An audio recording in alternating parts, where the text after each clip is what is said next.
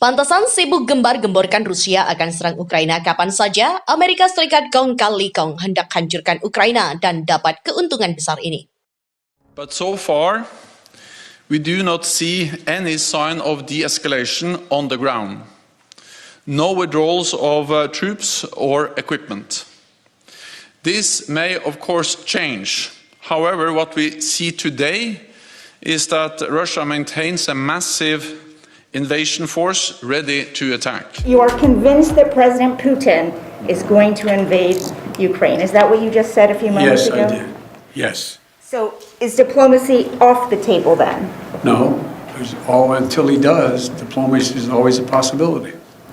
What reason do you have to believe he's considering that option at all?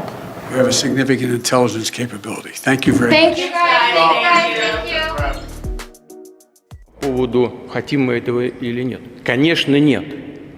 Именно поэтому мы и выдвинули предложение о переговорном процессе, результатом которого должна быть договоренность об обеспечении равной безопасности всех, включая нашу страну. Вы должны исходить из того, что мир меняется быстро. Ну вот какие бы санкции не применяли к России, ее экономический суверенитет повышается, обороноспособность достигла очень высокого уровня и во многих параметрах важнейших превзошла многие страны мира, по некоторым параметрам, в том числе и Соединенные.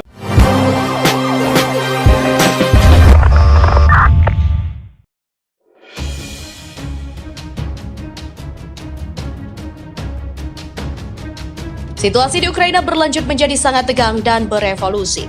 Konflik Donbas yang muncul di tahun 2014 terancam akan meningkat. Sementara media barat, politikus dan analisis berspekulasi mengenai tanggal pas kapan Rusia akan menyerang negara tetangganya.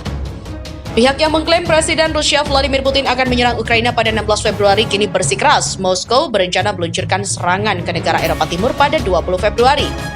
Di saat yang sama, beberapa organisasi intelijen barat mempublikasi peta yang menunjukkan rute invasi Rusia ke Ukraina yang bisa tertunda. Dari pandangan militer, murni memprediksi tanggal serangan Rusia ke Republik bekas jajahan Soviet tidak masuk akal. Melansir Asia Times, secara politik pengumuman itu bertujuan untuk menyiapkan opini publik barat untuk provokasi yang dapat memimpin pada sebuah konflik skala besar dan juga untuk menjatuhkan Rusia untuk tuduhan tidak mengikuti jalan diplomasi. Kenyataannya, Kremlin menunggu 40 tempat untuk Amerika Serikat merespon permintaan keamanan Moskow yang akan mengakhiri ekspansi NATO ke timur. Setelahnya, AS akhirnya menyerahkan responnya ke Kementerian Luar Negeri Rusia. Kremlin melanjutkan melaksanakan pembicaraan dengan pejabat barat. Walaupun pejabat Rusia sebelumnya menuduh mitra Eropa dan AS berupaya menarik Rusia ke dalam proses negosiasi tanpa akhir. Pada 16 Februari, Rusia merilis respon tertulis dalam 2.300 kata terhadap respon AS atau ultimatum, yaitu atas ultimatum Moskow. Menurut dokumen itu, pihak AS tidak memberikan respon konstruktif atas elemen dasar dari draft perjanjian dalam jaminan keamanan dan Rusia akan dipaksa merespon termasuk melalui tindakan teknis militer. Apakah itu artinya perang skala besar di Ukraina hanyalah masalah waktu? Invasi dalam beberapa hari ke depan. Menurut Presiden AS Joe Biden, Rusia akan menyerang Ukraina dalam beberapa hari. The Russian Defense Minister reported today that some military units are leaving their positions near Ukraine. That would be good, but we have not yet verified that. We have not yet verified the Russian military units are returning to their home bases. Indeed, our analysts indicate that they remain very much in a threatening position. And the fact remains, right now, Russia has more than 150,000 troops encircling Ukraine and Belarus and along Ukraine's border. An invasion remains distinctly possible. Namun Kremlin sementara itu mengklaim bahwa mereka telah memulai menarik beberapa unit pasukan dari Belarusia, seperti halnya dari wilayah Rusia Barat yang membatasi dengan Ukraina setelah tentara Rusia menyelesaikan latihan militer di wilayah itu. Namun mengingat bahwa ketegangan terjadi di sepanjang garis depan di wilayah Donbas, Ukraina Timur, juga sangat mungkin bahwa Rusia akan cepat atau lambat memutuskan ikut campur melindungi proksi mereka. Proksi mereka adalah Republik Rakyat Donetsk yang memerdekakan diri dari dan juga Republik Rakyat Luhansk. Di titik ini, pejabat militer Ukraina mengklaim jika Kiev tidak merencanakan melancarkan serangan militer di wilayah tersebut. Namun sifat konflik Donbas mengindikasikan bahwa hanya bisa diselesaikan lewat perang. Mengingat bahwa tidak ada satu poin pun dari kesepakatan Minsk telah terwujud saat ini, peluang untuk solusi damai di konflik Donbas sangat kecil. Beberapa laporan juga menunjukkan Republik Donbas mulai mengevakuasi orang-orang yang tinggal di beberapa desa dekat garis depan, yang dapat menjadi tanda bahwa ronde ketegangan selanjutnya mulai datang. Tambahan lagi, pada 17 Februari Kedutaan Besar Rusia di Kiev juga terlihat dengan asap mengepul dari cerobongnya yang menimbulkan kekhawatiran di Ukraina bahwa diplomat Rusia membakar dokumen, dan fakta bahwa diplomat Rusia masih belum meninggalkan Kiev dan kota-kota Ukraina lainnya dapat berarti bahwa Kremlin setidaknya pada saat ini tidak berniat untuk menyerang negara Eropa Timur itu.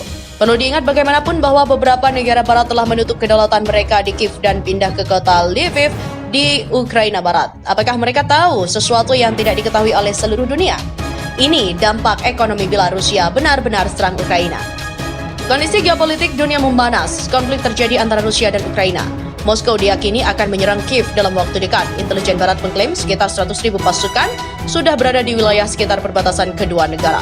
Konflik antara Rusia dan Ukraina diyakini bisa memicu Perang Dunia III atau World War III. Apalagi konflik itu juga melibatkan Amerika Serikat dan NATO.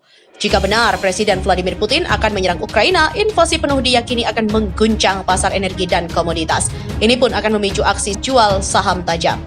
Setidaknya 3 skenario serangan Rusia, mulai dari invasi penuh, invasi terbatas, dan agresi non-militer.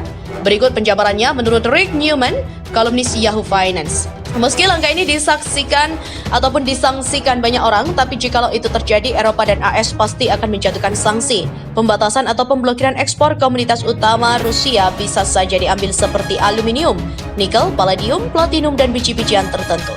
Ini adalah kehilangan sumber pasokan dunia yang penting akan mendorong harga naik. Namun hal itu bisa jadi buah si malakama, tak hanya buruk bagi Rusia tapi juga Eropa dan AS. Ini akan memperburuk inflasi yang sudah mencapai level tertinggi di 40 tahun di Amerika Serikat dan banyak negara barat. Pasar minyak dan gas alam juga diyakini akan terguncang karena Rusia adalah produsen terutama gas nomor 1 di Eropa, tetapi penutupan ekspor energi Rusia tidak mungkin. Eropa terlalu bergantung pada energi Rusia untuk memboikotnya lalu memasukkannya ke dalam daftar sanksi. Rusia pun membutuhkan pendapatan dari penjualan energi untuk mempertahankan ekonomi yang stagnan, terutama jika menghadapi sanksi baru sambil membiayai operasi militer besar. Mengutip ekonom Bernard Baumol dari Economic Outlook Group, jika terjadi serangan ke Ukraina, sepertinya penurunan signifikan dalam ekspor minyak dan gas dari Rusia ke Eropa tidak akan terjadi.